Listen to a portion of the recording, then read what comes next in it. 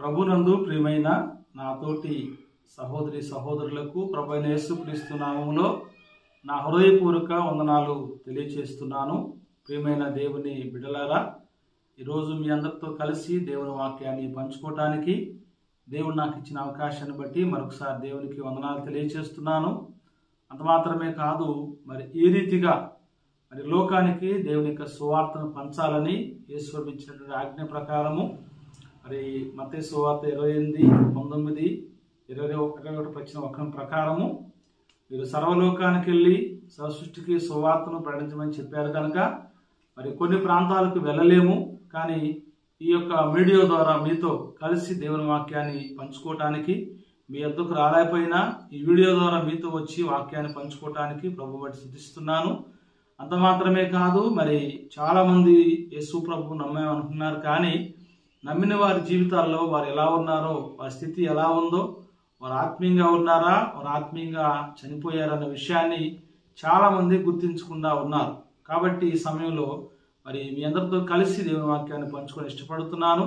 మీరందరూ ఎలా ఉన్నారు? బాగున్నారా? మీరు మీ కుటుంబాలు దేవుని కృప వల్ల దీవించబడాలని, దేవుని కృపలో ఎదగాలని మీ అందరితో నేను దేవుని వాక్యాన్ని పంచుకుంటూ దేవుని స్తుతిస్తున్నాను.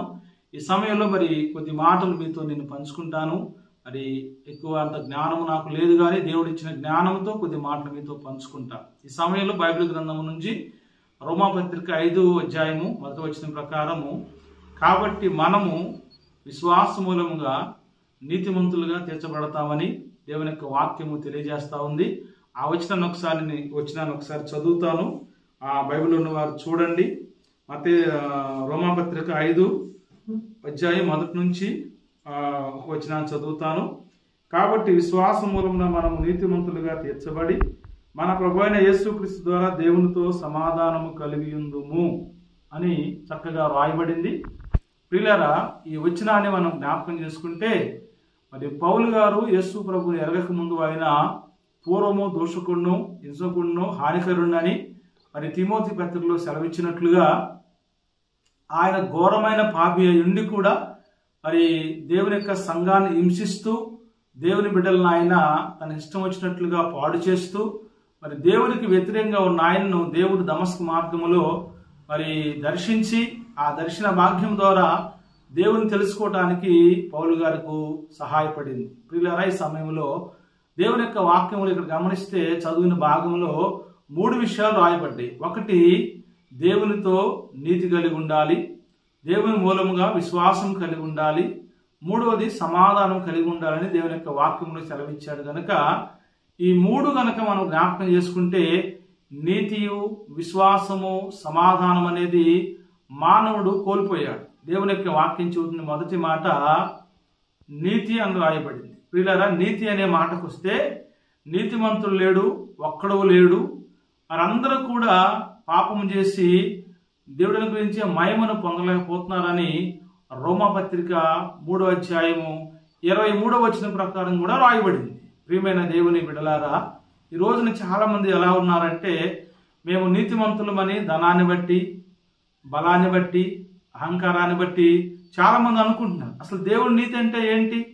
దేవుని యొక్క మాటలు గమనిస్తే నీతి అనగా యేసుక్రీస్తు వారే నీతిమంతుడు, ఆయనే పరిశుద్ధుడు, ఆయనే నిత్య జీవాన్ని ఇచ్చేవాడు. కాబట్టి ప్రారంభ దినాల్లో పూర్వం మనం గమనించినప్పుడు ఆదాము అవ్వలు ఎప్పుడైతే దేవుని మాట వారు అంగీకరించకుండా ఆ తినుతున్న పండు వారు తిన్నారో, దానివల్ల వారు ఏం కోల్పోయారంటే, దేవుడిచ్చిన నీతిని కోల్పోయారు, దేవుడిచ్చిన పరిశుద్ధత కోల్పోయారు, దేవుడిచ్చినటువంటి యథార్థత కోల్పోయారు. కాబట్టి తిరిగి మళ్ళా ఆ 3 పంచుకోవటానికే అవమకిచ్చిన మాట ప్రకారము ఆదికాండము 3:23 ప్రకారము ఆయన మళ్ళా తిరిగి యేసుక్రీస్తు వారు నేను ఈ లోకానికి వస్తానని మాట ఇచ్చాడు. గనక ఆయన శరీరధారిగా ఈ లోకానికి వచ్చి ఆయన తను తాను తగ్గించుకొని మనందరి కోసం ఆయన మానవతారిగా పశువుల పాకలో మన కోసం జన్మించాడు. ఆయన మానవుడే జన్మించినా ఎందుకు జన్మించాడంటే, దేవుడితో ఉన్న ఈ సంబంధాన్ని కలిగి మళ్ళా కలిసి సహవాసం చేయటానికి ఆయన ఈ లోకానికి వచ్చాడు. ఎందుకు వచ్చాడంటే, ప్రారంభంలో ఆదాము అవ్వలు దేవుని నీతి కలిగి ఉన్నారు, దేవుని సమాధానం కలిగి ఉన్నారు, దేవుని కాబట్టి ఈ మాటలు ఆలకిస్తున్న మీ జీవితాల్లో ఒక నిమిషం మనం ఆలోచన చేస్తే, మరి మానవుడు పాపిగా ఉన్నాడు, దేవుడేమో పరిశుద్ధుడుగా ఉన్నాడు. ఈ పాపిగా ఉన్న మానవుడు దేవునితో కలిసి సహవాసాన్ని ఇష్టపడుతున్నాడు. కానీ దేవుడితో కలిసి సహవాసం చేయాలంటే మానవుడికి దేవుడికి ఉన్నటువంటి మధ్య అడ్డుబండ అనగా పాపం అనే అడ్డుబండ వారికి కనిపిస్తుంది కనుక ఆ అడ్డుబండను తొలగించడానికి యేసు ప్రభువారు తన స్వరక్తం ఇచ్చి మనం కొన్నాడు. ఆయన తన సొత్తుగా ఆయన మనం చేశాడు. కాబట్టి ఈ చదువుకున్న వాక్య భాగంలో రోమాపత్రిక 5 మరి మొదటి వచనంలో ఉన్న మాటలు నీతియు విశ్వాసము సమాధానము కలిగి ఉందుము అన్నాడు. ఎలా కలిగి ఉంటాం మనము? అసలు ఆయన ఎందుకు వచ్చాడు ఈ లోకానికి? ఆయన రావాల్సిన కారణం ఏంటి? చాలా మంది ప్రియులారా యేసు ప్రభుని ఒక మతబోధకుడిగా, ఆయన మా దేవుడు కాదు, పరాయివాడు, పలాను వారికి దేవుడు అని అంటున్నారు. కానీ దేవుని యొక్క వాక్యం అపొస్తలుల కార్యంలో 10:36 ఉంది కదా, యేసుక్రీస్తు అందరికీ ప్రభు అని రాయబడింది. కొందరికే ప్రభు అంటే ఈ వాక్యం వినవసరం లేదు, మన లోకానికి చెప్పనవసరం లేదు. కానీ మీరు సర్వలోకానికి వెళ్ళమని యేసు ప్రభు చెప్పాడు. సర్వలోకానికి వెళ్ళి సర్వసృష్టికి సువార్తను ప్రకటించండి, అనేక మందికి మీరు నా మాటలు బోధించండి, నేను ఏ సంగతులు మీకు బోధించానో వాటిని బోధించి నా శిష్యులుగా చేయండి. ఎవరైతే నమ్మారో ఆ నమ్మిన వారికి తండ్రి యొక్కయు కుమారుని యొక్కయు పరిశుద్ధాత్మ నామములో బాప్తిస్మం అని కూడా చెప్పాడు. ఈ 3 మనం కలిగి ఉంటేనే తప్ప, దేవుడు చెప్పినటువంటి ఆజ్ఞ మనము కలిగి ఉంటేనే కానీ, దేవుడి మాట వినకపోతే ఎలా రక్షించబడతాం? మనం ఎంతవరకు మనం పాపంలోనే ఉన్నాము కానీ దేవుని మార్గంలో లేము. కాబట్టి యేసు ప్రభు వారు చెప్పారు ఆ యోహాను సువార్తలో, నేనే మార్గము, నేనే సత్యము, నేనే జీవం అన్నాడు యేసయ్య. కాబట్టి ఆ మార్గంలోకి రావాలంటే మరి మానవుడు ఎలా ఉన్నాడు? పాపిగా ఉన్నాడు. కాబట్టి దేవునితో సహవాసాన్ని కోల్పోయాడు. ఆ సహవాసాన్ని తిరిగి మళ్ళా సంపాదించుకోవటానికే యేసుక్రీస్తు పరలోకం నుంచి భూలోకానికి ఎలా వచ్చాడంటే తను తాను తగ్గించుకొని రిక్తునిగా, అంటే ఏమీ లేనివాడిగా, ఆయన ధనవంతుడు కూడా దరిద్రమైన మన కొరకు యేసుక్రీస్తు ఏం చేశాడంటే తను తాను తగ్గించుకొని మన కోసం భూలోకానికి వచ్చాడు. ఎందుకు వచ్చాడంటే ఆయన మనం పాపములో నశించడం ఆయనకి ఇష్టం లేదు. కారణం ఏంటంటే లూకాసు వార్త 19:10 రాయబడింది కదా, నశించిన దాన్ని వెదకి రక్షించడానికి యేసుక్రీస్తు ఈ లోకానికి వచ్చాడు. కాబట్టి ఈ లోకాన్ని ఎందుకు వచ్చాడంటే ఏ ఆత్మ నశించిపోవటం ఆయనకు ఇష్టం లేదండి. ప్రియులారా, మన కుటుంబాలు ఎవరైనా బాధగా ఉంటే మనము చూస్తూ ఉంటామా? మన కుటుంబాలు ఎవరైనా ఇబ్బందులు ఉంటే చూస్తూ ఉంటామా? ఆయన చూస్తూ ఉండేవాడు కాదు, చూసుకొని కళ్ళు మూసుకొని వెళ్ళిపోయేవాడు కాదు. ఆయన మనందరికీ ఒక వాక్యం చెప్పాడు, ఇశ్రాయేలుని కాపాడువాడు, కొనుకుడు నిద్రపోడని. మరి కీర్తన భాగంలో 121 కీర్తనలో కూడా ఆ వాక్యంలో వచనంలో రాయబడింది. కాబట్టి ఒకసారి మనం ఆలోచించేద్దాం. ప్రియులారా, మనం ఎందుకు ఈ లోకానికి వచ్చామంటే ఆయన ప్రణాళిక ఉంది. మనం తల్లి గర్భములో పిండముగా రూపించబడక మునిపే దేవుడు నిన్ను నన్ను ఎరిగినవాడు, నీ స్థితిగతులను ఎరిగినవాడు, నా స్థితిని ఎరిగినవాడు కనుక ఆ ఎరిగిన దేవుని మనం మోసం చేయలేము. కాబట్టి ఈ వాక్యంలో మనం గమనించినప్పుడు ప్రారంభ దినాల్లో ఆదాము అవ్వలు ఏం కోల్పోయారు? దేవుడిచ్చిన నీతి కోల్పోయారు, దేవుడిచ్చిన పరిశుద్ధత కోల్పోయారు, దేవుడిచ్చినటువంటి యథార్థత వారు కోల్పోయారు. ఆ 3 తిరిగి మళ్ళా కలిగి ఉండటానికి ఆయన ఇచ్చిన మాట ప్రకారం, అవ్వకి ఇచ్చిన మాట ప్రకారము మళ్ళా నేను స్త్రీ గర్భంలో పుడతాను యేసు ప్రభు చెప్పారు కనుక ఆయన మాట ఇచ్చాడు. మాట ఇచ్చిన వాడు నమ్మదగిన వాడు. ఆయన ఎప్పుడు కూడా మాట వెనక్కి తీసుకునేవాడు కాదు. కానీ మానవుడు దేవుని దగ్గరకు వస్తాడు, మేలు పొందుతాడు, దేవునితో కలిసి సహవాసం ఉంటాను అంటాడు. కానీ మళ్ళా ఆ మేలు చేశాక దేవుడు మర్చిపోతున్నాడు. కానీ దేవుడు ఎప్పుడు కూడా మనల్ని మర్చిపోయిన వాడు కాదు. ఆయన మనందరి కోసం ఈ లోకానికి వచ్చి తను తాను తగ్గించుకొని ఎవరు చేయలేని త్యాగాన్ని యేసు ప్రభు మన కోసం చేశాడు. ఎవరైనా మన కోసం ప్రాణం పెట్టారా? ఏమైనా మన కోసం రక్తం చిందించారా? ఏమైనా మన కోసం వారు ఖర్చు పెడతారా? అంటే ఎవరు ఏం చేయరండి. ఏదైనా ఫలం ఆశించి చేస్తారు. కానీ యేసు ప్రభు ఏమి ఆశించకుండా నా కుటుంబాన్ని ఆయన రక్షించడానికి తన ఉచితమైన కృప ద్వారా ఈ లోకానికి వచ్చాడు. కనుక ఆ నీతి అనగా దేవుడిచ్చిన నీతి, దేవుడిచ్చిన సమాధానము కలిగి ఉండటానికి. ఎందుకనే మరి చదువుకున్న భాగంలో పౌలు గారు చెప్పాడు కదా, మీరు దేవుని నీతి కలిగి ఉండమన్నాడు. దేవుని నీతి ఎలా కలిగి ఉంటాము? మన చేతులు రక్తంతో నిండి ఉన్నాయి. మనము జన్మ కర్మ పాపంతో నిండి ఉన్నాం. మన పాపాన్ని మనం తుడిచివేసుకోలేము. మన పాపాన్ని మనము ఎడ్ల రక్తం ద్వారా, మేకల రక్తం ద్వారా మనము తుడిచివేసుకోలేమండి. ఆ యొక్క రక్తం ఎలా ఉండాలంటే అది పరిశుద్ధముగాను నిష్కళంకముగాను దేవుడిచ్చిన సర్వాంగ కవచాన్ని ధరించుకొని దేవుడిచ్చే శక్తిని మనం పొందుకొని ఎలా ఉండాలంటే దేవునితో సహవాసం కలిగి ఉండాలి. కాబట్టి మళ్ళా తిరిగిపోయిన ఆ సంబంధాన్ని, సహవాసాన్ని తిరిగి మళ్ళా దేవుడు కలిసి సహవాసం చేయడానికే ఈ లోకానికి వచ్చాడు కనుక ఆ దేవుడిచ్చేటువంటి ఆ నీతియు, సమాధానము, విశ్వాసం ప్రియులారా మనం కలిగి ఉన్నామన్నాడు పౌలు గారు. ఎందుకని ఉన్నాడు? ఒకప్పుడు పౌలు గారు దోషకుడు, హింసకుడు, హానికరుడు. కానీ మళ్ళా ఇంత చెప్పినట్టుగా నేను దమస్కు మార్గంలో యేసు ప్రభువును అంగీకరించాడు. కారణం ఏంటంటే ఎంత ఘోర పాపినైనా క్షమించే శక్తి యేసు ప్రభువుకు ఉంది. దేవుని స్తోత్రం, హల్లెలూయా. కనుక మరి ఈ వాక్యం ఆలకిస్తున్న మీ జీవితాల్లో మీరు ఎలా ఉన్నారు? మీ కుటుంబాలు దేవునితో సమాధానం కలిగి ఉన్నాయా? మీ కుటుంబాలు దేవుని నీతిని సంపాదించుకున్నాయా? మీ కుటుంబాలు దేవునితో సమాధానం కలిగి ఉండడానికి ఇష్టపడుతున్నారా?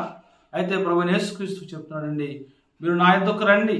మత్తయి సువార్త 11:8 ప్రకారము ప్రయాసపడి భారం మోసుకున్న సమస్యలో నా యొద్దకు రండి, నేను మీకు విశ్రాంతిని ఇస్తానని చెప్పాడు యేసయ్య. ప్రియులారా, ఈ వాక్య భాగంలో గమనించినప్పుడు మానవ జీవితంలో దేవుడిచ్చిన నీతిని కోల్పోయాడు, సమాధానం కోల్పోయాడు, విశ్వాసాన్ని కోల్పోయాడు. మళ్ళా తిరిగి వాటిని యేసుక్రీస్తు వారు నేను ఇస్తానని చెప్పాడు. ఎలా ఇస్తాడండి? మనం పాపంలో ఉంటే ఇవ్వడు ఆయన. మనం జన్మకర్మ పాపాలు కలిగి ఉన్నాం కనుక ప్రభు దగ్గరకు వచ్చి మళ్ళా కోల్పోయిన సహవాసాన్ని కలిగి ఉండాలంటే యేసు ప్రభువునందు విశ్వాసం ఉంచాలి. రెండవది మనం గమనిస్తే దేవుని వాక్యాన్ని వినాలి. వాక్యం చెబుతుంది కదా, వినుట వల్ల విశ్వాసము కలుగును. కాబట్టి విశ్వాసం లేకుండా దేవుడికి ఎవరు ఇష్టలుగా ఉండలేరు. నా యొద్దకు వచ్చేవారు ఎలా ఉండాలి? విశ్వాసంగా ఉండాలి, నీతి కలిగి ఉండాలి, సమాధానం కలిగి ఉండాలి. ప్రియులారా, ఈ రోజుల్లో చాలా మంది ధనాన్ని, బలాన్ని మరి చాలా కలిగి ఉంటున్నారు. కానీ దేవుడిచ్చేటువంటి ఆ సమాధానము లేక దేవుడిచ్చే ఆ శాంతిని వారు పొందలేకపోతున్నారు. అందుకే యేసు ప్రభువు వారు చెప్పారు, ఇదిగో నా శాంతినే మీకు ఇచ్చి వెళ్ళిపోతున్నాడు యేసయ్య. కాబట్టి దేవుడిచ్చే ప్రియులారా నీతి ఎలా ఉందంటే మానవ నీతి ఏమో మరి మురికి గుడ్డల్లాగా ఉంది, దేవుని నీతి ఏమో దేవుని మహిమలాగా ఉంది. కాబట్టి మరి మానవుడు పాపంతో ఉంటే ఆ నీతిని పొందలేడు. ఇంకో మాట చెప్పబడిందండి దేవుని యొక్క వాక్య ప్రకారము, మీరు ఎప్పుడైతే యేసునందు విశ్వాసం ఉంచి నడుస్తారో, దేవా మీ కుటుంబం ఎప్పుడైతే యేసుక్రీస్తునందు విశ్వాసం ఉంచి నడవగలుగుద్దో, మరి అధికారి చెప్తాడు కదా, అయ్యా నేను రక్షణ పొందాలంటే ఏం చేయాలని పౌలు గారు అన్నప్పుడు జైల్లో, అప్పుడు నీవు నీ ఇంటి రక్షించబడాలని చెప్తారు వారు. ఎలా రక్షణ పొందుతావు? నీవు దేవుని నీతి లేకుండా, విశ్వాసం లేకుండా, మరి సమాధానం లేకుండా ఎలా నువ్వు ఉండగలవు? కాబట్టి సమయంలో ప్రభు అంటున్నాడండి, ఇదిగో రాకడ దినాలు సమయంగా ఉన్నాయి. ఇదిగో దేవుని రాకడ ఎప్పుడు వచ్చినా ఎవరికి తెలియదు. మనం అంత్య దినాల్లో ఉన్నాం. కాబట్టి ఏ సమయం ఏం జరుగుతుందో మనకు తెలియదు కనుక ప్రభునందు మీరు విశ్వాసం ఉంచినట్లయితే మీ కుటుంబాలు మరి నరకానికి వెళ్లకుండా నిత్య జీవానికి వెళ్ళాలని ప్రభు వారు చెప్పారు. కారణం ఏంటంటే యేసుక్రీస్తు వారు అందరికీ ప్రభు అని చెప్పాడు కదా. ఆ అందరికన్నా వచనాన్ని మనం జ్ఞాపకం చేసుకున్నప్పుడు మరి అందరూ రక్షించబడాలి కదా. నువ్వు రక్షించబడకుండా మరి నువ్వు చనిపోతే నరకానికి వెళ్ళిపోతావు కదా. మరి నరకానికి వెళ్ళిపోతే దేవుడు బాధపడడా? నా బిడ్డలు నరకంలోకి వెళ్ళిపోతున్నా దుఃఖపడడా? కాబట్టి ఈ సమయంలో దేవుడు చెప్తున్నాడండి, నువ్వు విశ్వాసం ఉంచితే నీ ఇంటికి సమాధానం కలుగుద్ది. నీ విశ్వాసం ఉంచితే నీ కుటుంబం రక్షించబడిద్ది. నీ విశ్వాసం ఉంచితే యెహోషువ అంటాడు, మీరు ఎవరిని సేవించినా నేను నా ఇంటి వారు యెహోవాను సేవిస్తామని చెప్పాడు ఆయన. అలాగ చెప్పే కుటుంబాలు ఉన్నాయండి ఈ రోజున. కలిసి ఫంక్షన్లకు వెళ్తున్నారు, కలిసి షికార్లకు వెళ్తున్నారు, కలిసి పార్కులకు వెళ్తున్నారు, కలిసి మరి పార్టీలకు వెళ్తున్నారు, కానీ కలిసి దేవుని మందిరానికి వెళ్తున్నారండి, కలిసి ప్రభువును స్తుతిస్తున్నారండి, కలిసి ప్రభువును ఆరాధిస్తున్నారండి? లేదండి. చాలా కొద్దిగా అరుదుగా ఉన్నారు. కానీ లోకానికి ప్రాధాన్యత ఇస్తున్నారు, కానీ దేవుని వాక్యాన్ని ప్రాధాన్యత. ఎందుకంటే ప్రియులారా, మరి దేవుని వాక్యం చెబుతుంది కదా, దేవుని వాక్యం ఎవరైతే వింటారో వారు బాధల్లో నెమ్మదిస్తానక 119 కీర్తనలో చెప్పినట్లుగా మరి దేవుని వాక్యము మన పాదములకు వెలుగుగా, మన ముందు ఆయన వెలుగుగా ఉంటానని చెప్పాడు కనుక ఆ వాక్యాన్ని ప్రియులారా మనం జ్ఞాపకం చేసుకుంటే, ఏమండి ఈ సమయంలో మీరు వాక్యం వింటున్నారు కాబట్టి దేవుని రాకడ సమీపంగా ఉంది. ప్రభువుని అంగీకరించండి, విశ్వాసం ఉంచండి ప్రియులారా. మీరు నిత్య జీవం పొందాలంటే యేసునందు మీకు విశ్వాసం కలగాలి ప్రియులారా. ఈ మూడు నీతియు, విశ్వాసము, సమాధానము కలిగి ఉందమనంటే ఎట్ట కలిగి ఉంటాము? ప్రభువుని అంగీకరించేందుకు కదా. ఎవరైతే తన నోటితో ఒప్పుకుంటారో వారే కదా మరి చెప్పింది. రోమపత్రిక 9వ అధ్యాయం 10వ అధ్యాయంలో కూడా ఆ వచనాలు రాయబడినాయి కదా. కాబట్టి ఆ వచనాలు మనం జ్ఞాపకం చేసుకుని కనుక ప్రియులారా, మరి ఈ భాగంలో మనం ఇంతవరకు వాక్యం విన్నాం కనుక ఒకసారి మీరు ఆలోచించేయండి. ఈనాడు మానవులు ఎలా ఉన్నారు, పిల్లలు ఎలా ఉన్నారు, యవనస్తులు ఎలా ఉన్నారు, మరి పెద్దలు ఎలా ఉన్నారు. ఈనాడు మరి మీడియా వచ్చిన తర్వాత మరి దేవుని వాక్యం కోకొలలుగా పంచుకుంటున్నా కానీ చాలామంది జీవితాల్లో విశ్వాసం ఉంచట్ల. యవనస్తులు చూడండి, మరి లోకాశలకు అలవాటు పడిపోయి, మరి డ్రింక్స్కి అలవాటు పడిపోయి, మరి చెడు సావాసాలకు అలవాటు పడిపోయి, మరి ఇంటిలో సమాధానం లేక, తల్లిదండ్రులతో సమాధానం లేక, మరి అన్నదమ్ములతో సమాధానం లేక వారి జీవితాలు నాశనం చేసుకుంటున్నారు. కానీ యేసు ప్రభు వారు అలాంటి వారి కోసం ఆయన చింతిస్తూ ఉన్నాడు, ఆయన బాధపడుతూ ఉన్నాడు. మీ చింత యావత్తు నా మీద వేయమని చెప్పాడు కనుక ఆ మాటను మర్చిపోయి మానవ సలహాలతో వారి కుటుంబాలు నిత్య నాశనానికి వెళ్ళిపోతున్నారు, సర్వనాశనం చేసుకుంటున్నారు. కాబట్టి ఏ ఆత్మ నశించడం దేవునికి ఇష్టం లేదు కనుక మరి పౌలు గారు ఎంత ధనవంతుడో తెలుసు కనుక గమలీయుల పాదాల దగ్గర ఎంత విద్య నేర్చుకోవడం మనకు తెలుసు. ఆయన ధర్మశాస్త్రం అంతా మరి ఆచితూచి నేర్చుకున్నవాడే. అలాంటి ఆ ఆచితూచినట్టు ఆ గ్రంథాన్ని పక్కన పెట్టి ప్రభువైన యేసుక్రీస్తు పాదాల దగ్గరకు వచ్చి ఆయన అంటున్నాడు కదా, ఇదిగో ఆయన ద్వారా నిత్య జీవం అన్నాడు. కానీ రోమపత్రిక 6:23లో ఒక మాట రాయబడింది కదా, ఇదిగో మీరు దేవుని మూలంగా రక్షించబడని చెప్పాడు ఆయన. ఇదిగో మీరు ఆయన నమ్మకపోతే మీకు మరణం ఉంది, ఆయన నమ్మితే గనక మరి నిత్య జీవానికి వెళ్ళాలని ప్రభు చెప్పారు. కాబట్టి ఇదిగో మనము శరీరం ఎప్పుడైనా మనం చనిపోతాం, కానీ దేవుడిచ్చిన ఆత్మ దేవుడు మనకి ఇచ్చాడు కనుక ఈ ఆత్మ నశించిపోవటం ఇష్టము లేక, మన ఆత్మ నరకానికి వెళ్ళటం ఇష్టము లేక, మనం పాపంలో చనిపోవటం ఇష్టము లేక యేసు ప్రభు వారు ఈ లోకానికి వచ్చాడు కనుక ప్రియ దేవుని బిడ్డలారా, ఇప్పటి వరకు నువ్వు నమ్మి ఉంటే కనుక దేవునికి స్తోత్రం. నువ్వు ఆత్మీయంగా బలపడు, నీ కుటుంబాన్ని బలపరచు. ఇంకా చాలా మంది నీ ఇరుగు పొరుగు, నీ ఇంటి పక్కన, నీ ఇంటి వెనక, నీ ఇంటి ముందు అనేక గ్రామాల్లో ఉన్నారు, పట్టణాల్లో ఉన్నారు. వారందరి కోసం ప్రార్థన చేయి. రక్షించబడాలని ఒకసారి విశ్వాసంతో ప్రార్థన చేయి. నువ్వు రక్షించబడితే నీ సాక్ష్యం ద్వారా అనేక మంది రక్షించబడతారు. కాబట్టి దేవుని రాకడ సమీపంగా ఉందండి. ఏ దినాన్ని వచ్చిందో మనకు తెలియదు పిల్లారా, ఎప్పుడు ఎలా వచ్చిందో మనకు తెలియదు. ఆయన రాకడకు సూచనలు చెప్పాడు కదా, అక్కడక్కడ భూకంపాలు, అక్కడక్కడ కరువులు వస్తాయని చెప్పాడు కదా. మరి సాతాను ఆత్మీయంగా ఉన్నవారిని కూడా ఎవరిని మింగుతున్నా అని సింహం వలె అది ఎదురు చూస్తుంది, మొదటి పత్రికలో రాయబడింది కదా. కాబట్టి మన మనోనేత్రాలకు గుడ్డితనం కలగకుండా, మన మనోనేత్రాలకు మనము గుడ్డితనం కలిగి జీవించకుండా చీకట్లో ఉన్న వారికి వెలుగు ఇవ్వటానికి యేసు ప్రభు ఈ లోకానికి వచ్చాడు. కనుక ప్రియులారా, ఈ సమయంలో మీరు వింటున్న మీరు మరి ఏ దేశంలో ఉన్నా, ఏ రాష్ట్రంలో ఉన్నా, ఎక్కడున్నా కానీ మీరు ప్రభువుని ఎరుగుంటే గనక మరొకసారి దేవుని స్తుతిస్తున్నాను. ఒకవేళ మీరు ప్రభువుని ఎరిగి ఉండకపోతే ఇదే అనుకూల సమయం అండి, ఇదే మిక్కిలి అనుకూల సమయం అండి. దేవుని యొక్క వాక్యం సెలవిస్తుంది కదా. మరి ప్రకటన 3వ అధ్యాయం 20వ వచనం ప్రకారము మీరు నా యొద్దకు వస్తే ఇదిగో నేను తలుపు తెరిచానన్నాడు యేసయ్య. కాబట్టి మన ఇంటికి వచ్చినప్పుడు మన గుమ్మలు ఎవరైనా డోర్ కొడితే మనం తలుపు తీస్తేనే కదా లోపలికి వాళ్ళు వచ్చేది. తలుపు మూయబడితే లోపలికి రాలేరు కదా.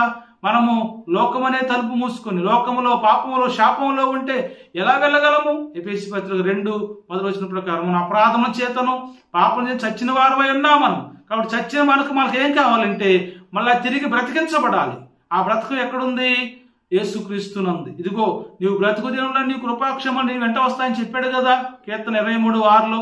కాబట్టి ఈ వాక్యాన్ని మీరు ఆలకిస్తున్నారు కదా పిల్లారా. యేసుక్రీస్తు ఎందుకు ఈ లోకానికి వచ్చాడో మరొకసారి మనం జ్ఞాపకం చేసుకొని మొదటి తిమోతి పత్రిక 1:15 ప్రకారము పాపు రక్షకుడు క్రీస్తు యేసు ఈ లోకానికి వచ్చాడు. పిల్లల ఈ లోకానికి ఎందుకు వచ్చాడు? ఆయన మనం రక్షించబడాలని, మన కుటుంబం, మన పిల్లలు పిల్లరా నరకానికి వెళ్లకుండా, మనం ఎంత సంపాదించినా ఈ లోకలు విడిచిపెట్టి వెళ్ళిపోయేది.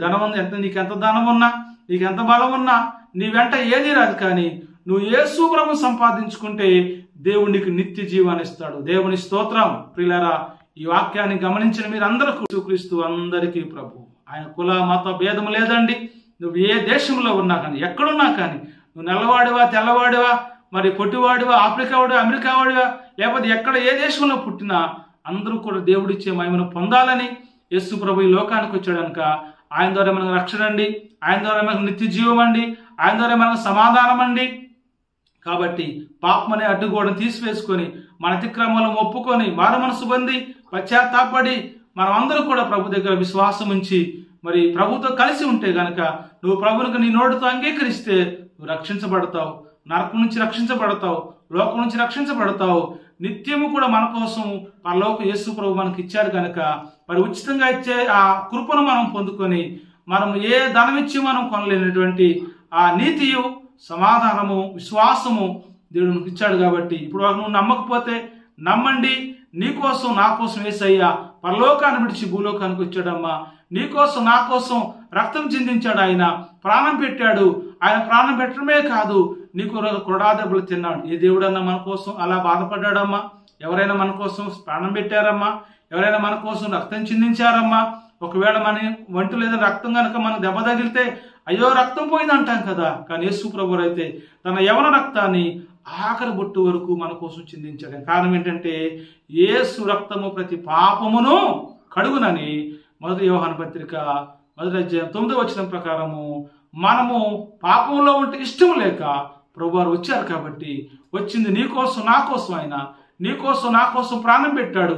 ఆ కలుసులు యేసయ్య ఇంకా చేతులు చాపి అంటున్నాడు, నా బిడ్డలారా నా ఎదుకు రండి, నేను మీకోసం వచ్చా, నేను మీకోసం ప్రాణం పెట్టా, ఈ లోకం వైపు మీరు చూడొద్దు, ఇదిగో సిలువలో దొంగ అనేమన్నాడంటే ఇప్పుడైనా జ్ఞాపకం చేసుకోమన్నాడు. ఇప్పుడు కూడా నువ్వు జ్ఞాపకం చేసుకుని ప్రభువుని అంగీకరిస్తే కనుక దేవుడు ఆ నీతియు, సమాధానము, విశ్వాసము నీకు ఇస్తాడు. కాబట్టి నువ్వు వెనకంజ వేయొద్దు, నీ పాపాన్ని ఒప్పుకో, ప్రభువు నమ్ముకో, పశ్చాత్తాపడు, సిలువ తట్టు చూడు, దేవుడు మీ కుటుంబాన్ని దీవిస్తాడు. కాబట్టి ఈ వీడియో ద్వారా ఎందరైతే వింటున్నారో మరి మరొకసారి మా కోసం ప్రార్థన చేయండి.